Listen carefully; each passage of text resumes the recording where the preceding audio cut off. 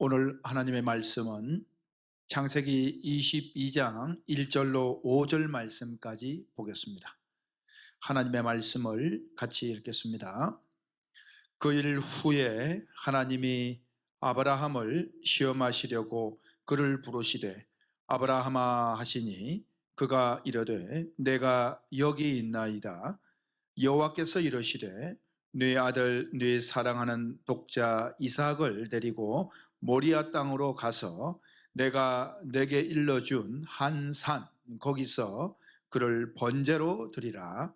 아브라함이 아침에 일찍이 일어나 나귀의 안장을 지우고 두 종과 그의 아들 이삭을 데리고 번제에 쓸 나무를 쪼개 가지고 떠나 하나님이 자기에게 일러주신 곳으로 가더니 제3일에 아브라함이 눈을 들어 그곳을 멀리 바라본지라. 이에 아브라함이 종들에게 이르되 너희는 나귀와 함께 여기서 기다리라. 내가 아이와 함께 저기 가서 예배하고 우리가 너희에게로 돌아오리라 하고. 아멘. 오늘 창세기 22장 아브라함이 아들 이삭을 번제로 드리는 사건, 이것은 너무나 유명한 사건입니다. 그리스도인이라면 누구나 다 알고 있는 사건이지요. 아브라함이 100세가 되어서 아들을 낳았으니 이 얼마나 귀한 아들이었겠습니까? 이 아들을 하나님 아버지께서 아브라함을 시험해 보시려고 그 아들을 내가 지시한 산에 가서 번제로 드려라라는 것이죠. 여러분, 번제가 무엇입니까? 짐승의 각을 떠서 하나님 앞에 태워드리는 겁니다. 그러니 아들을 잡아서 짐승처럼 인신제사를 지금 요구하시는 하나님이십니다. 우리는 도저히 이해가 되지 않는 인신제사를 드리던 그러한 이방의 종교를 심판하신 하나님이신데, 하나님께서 아브라함의 아들 이삭을 사람을 하나님께 번제로 드려라, 이것은 잘 이해가 되지 않습니다. 어찌되었든 그러한 하나님의 요구에 대하여 아브라함이 믿음의 조상답게 아주 담대하게 아들을 바치는 사건이 오늘의 기사입니다. 오늘 이 말씀을 두고 많은 목사님들이 또 성도님들이 알고 있는 그런 내용은 정말 아브라함과 그 아내 사라의 마음이 어땠을까?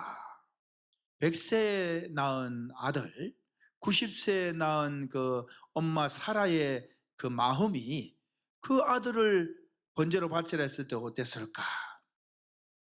그래서 이 말씀을 본문 삼아 설교할 때에는 부모의 사랑, 부모의 마음, 그 마음을 아주 부각시켜서 감정적인 호소를 하는 그런 경우가 많습니다. 그래서 어떻게 이야기합니까? 아브라함이 참 고민이 많았을 거다. 아들을 100세우는 아들을 바치라 하니 하나님 정말 바쳐야 됩니까? 그러면서 막 고민이 얼마나 많았겠는가, 그렇게 이야기들을 합니다.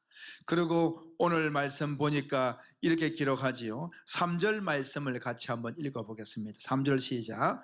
아브라함이 아침에 일찍이 일어나, 그러는 거죠.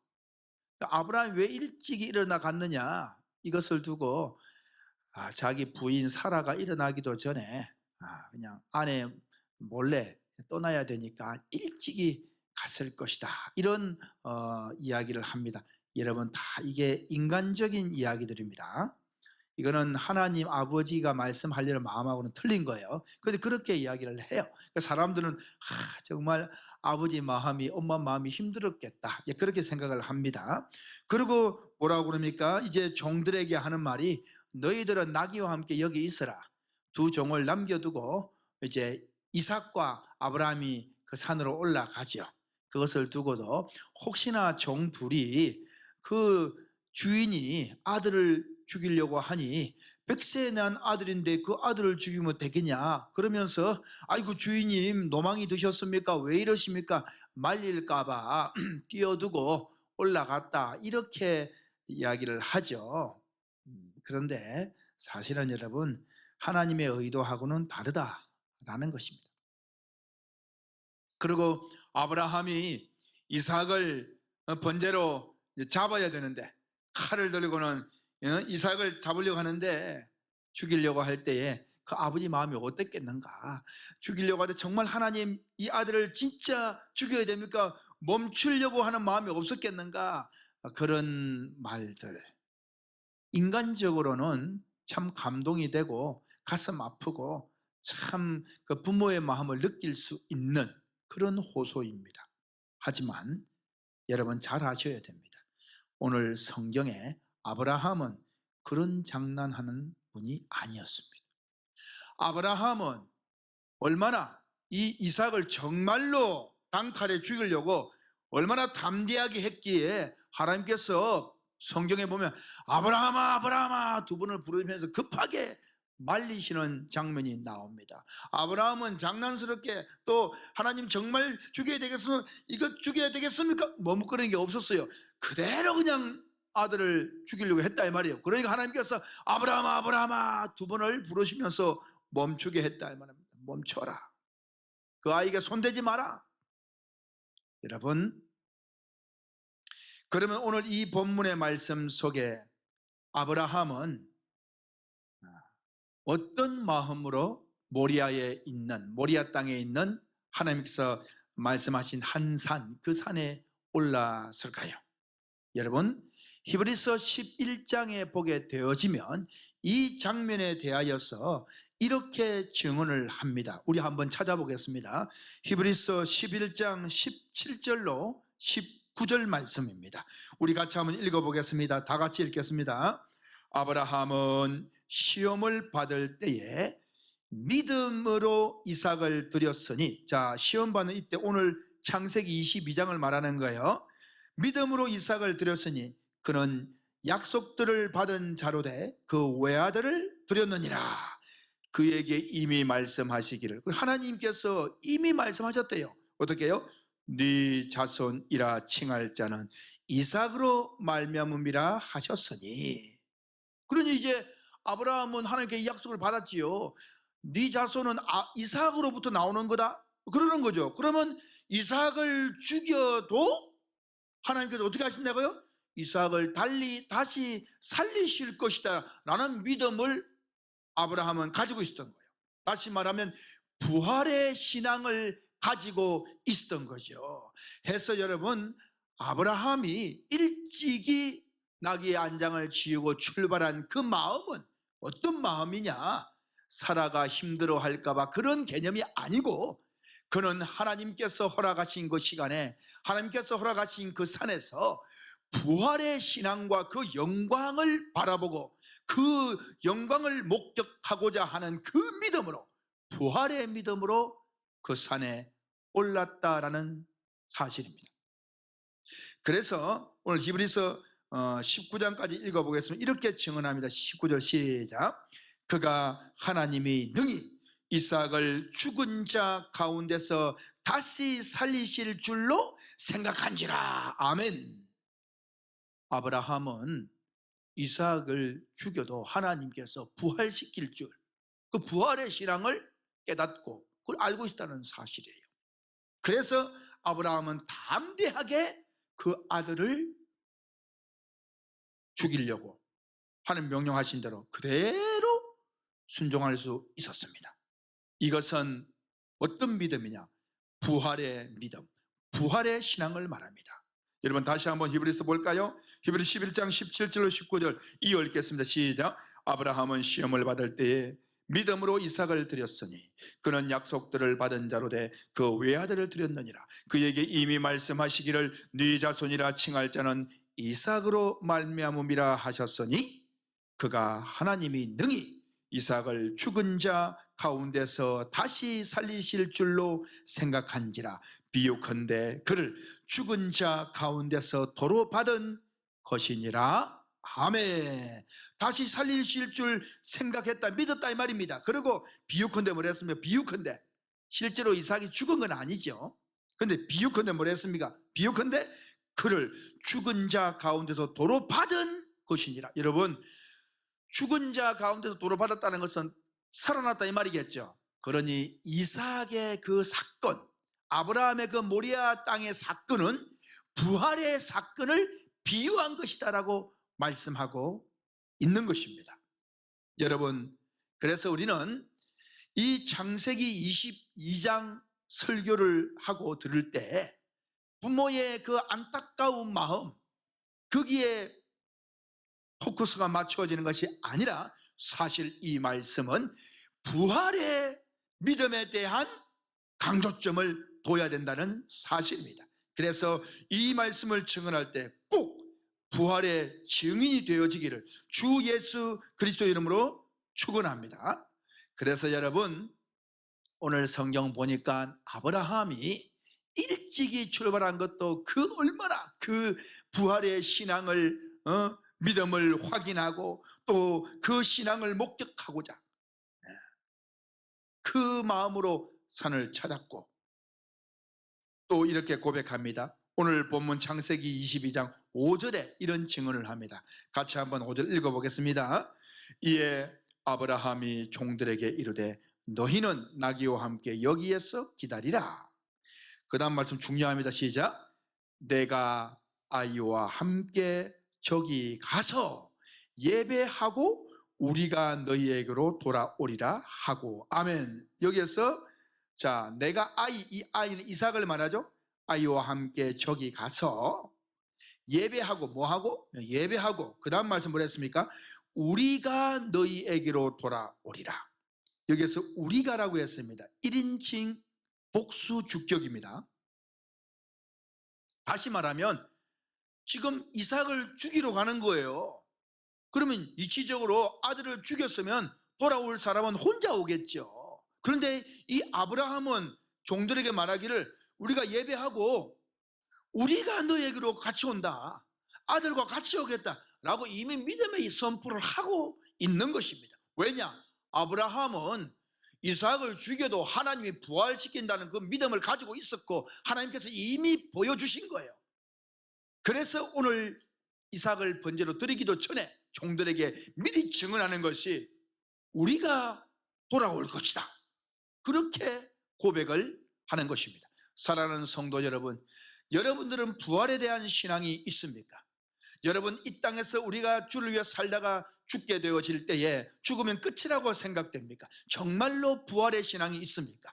부활의 신앙이 있다면 여러분, 우리가 하나님의 나라를 누리게 될 터인데 이 땅에서 내가 살아가는 이 믿음의 삶을 통해서 그날에서 상을 받고 보상받는다는 분명한 믿음이 있습니까? 그렇다면 우리의 신앙의 태도와 방향은 분명해야 될 것입니다. 아브라함은 분명히 그 믿음을 가지고 있었던 것이지요. 여러분, 갈라디아 3장 8절 말씀에 보게 되면 아브라함은 오늘 이삭을 낳고 번제로 드리는 이 시간뿐 아니라 이미 12장 창세기 12장 말씀에 너는 본토 친척 아비집을 떠난 내가 너에게 지시할 땅으로 가라 라고 할 그때에 이미 하나님 아버지께서 예수 그리스도에 대한 복음을 깨닫게 해 주셨다라고 갈라디아 3장 8절 말씀에서 증언하고 있습니다. 하나님 아버지께서 이방을 믿음으로 말미암아 의로 정하실 것을 미리 알고 아브라함에게 복음을 전하여 그라고 증언하고 있습니다. 아브라함에게 복음을, 바로 예수 그리스도에 대한 믿음을 이미 심어 준 겁니다. 그래서 아브라함이 이삭 아들을 바라볼 때 이 이삭 아들은 메시아를 예표하는, 부활을 예표하는 이 사건이다라는 것을 알고 그대로 행하였고, 히브리서 기자는 그 믿음을 그대로 히브리서 11장 17절로 19절 말씀에 증언하고 있는 것입니다.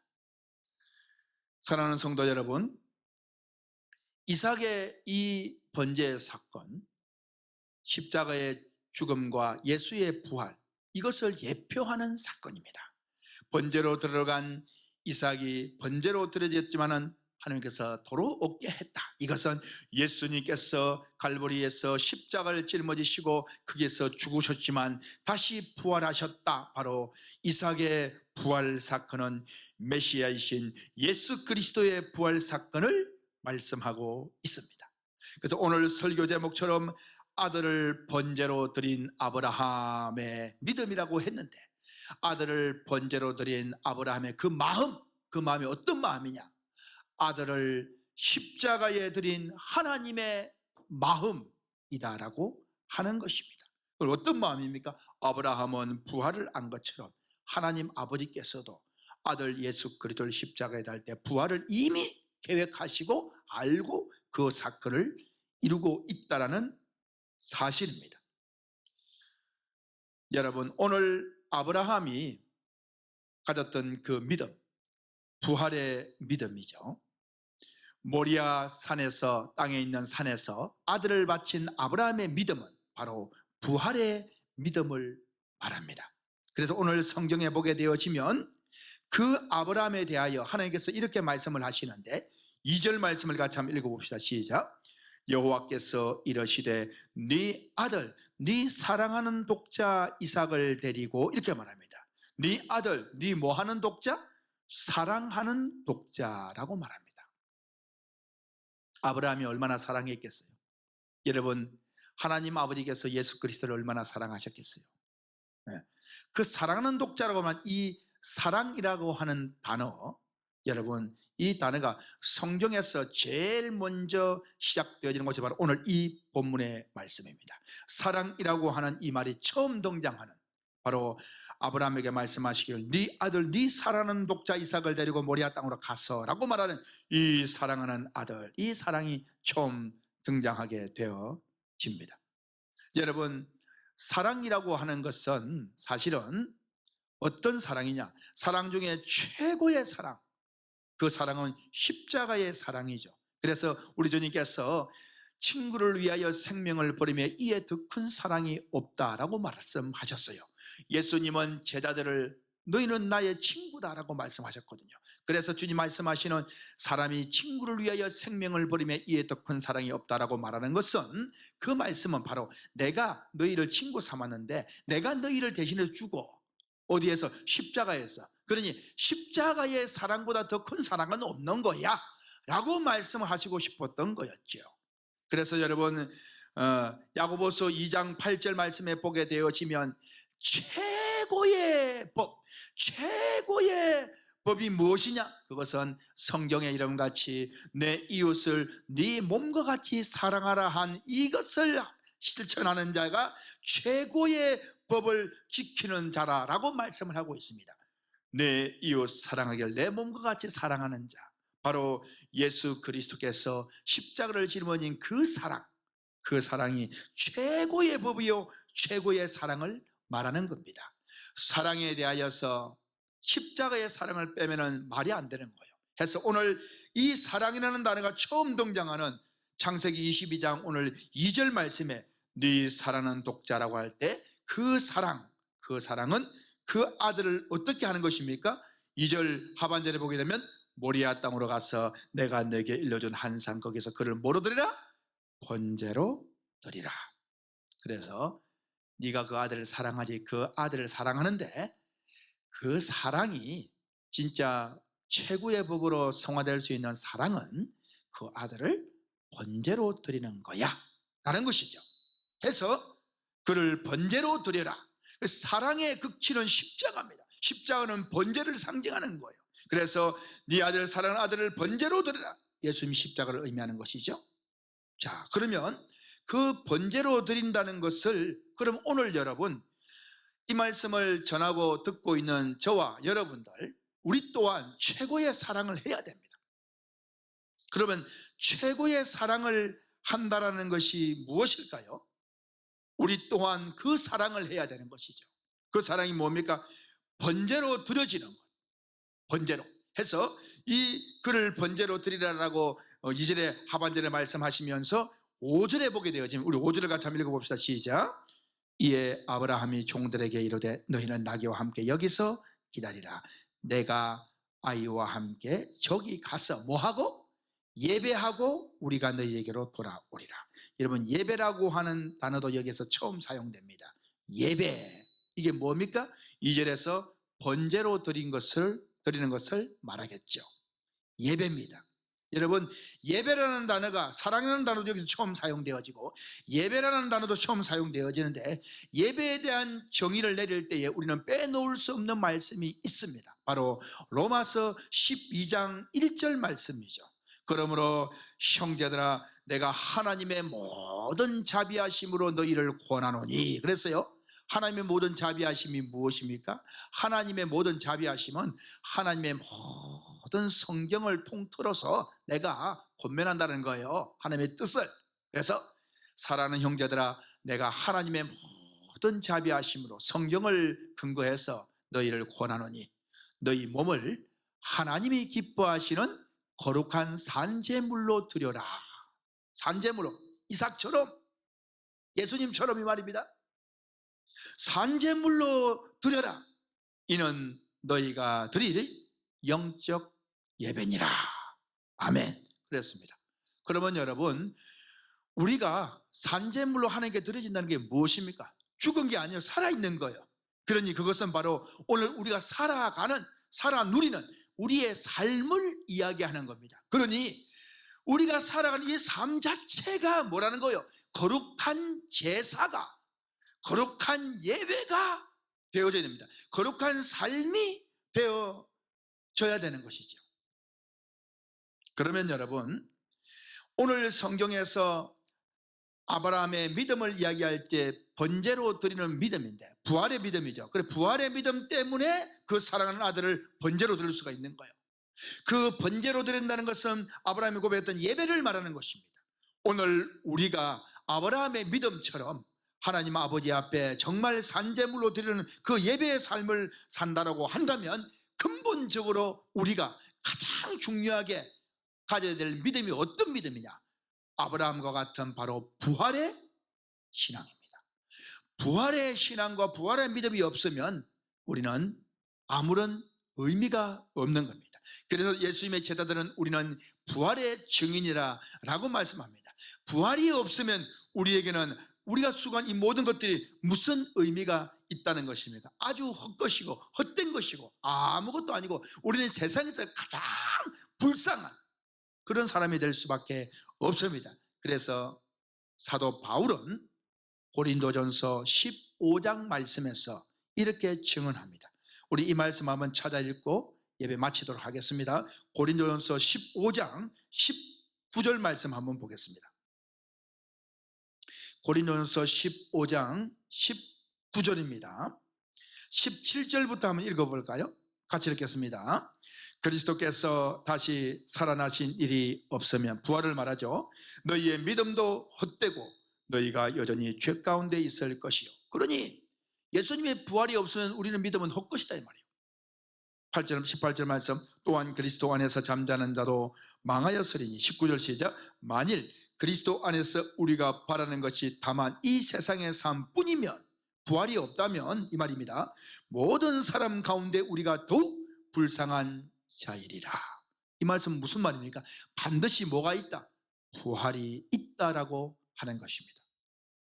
아브라함도 할 수 없는 일이지만 인간적으로는 그것을 기쁨으로 담대하게 할 수 있었던 비결, 그것은 아브라함의 그냥 믿음이라고 말하는 우격다짐의 믿음이 아닙니다. 맹목적인 믿음이 아닙니다.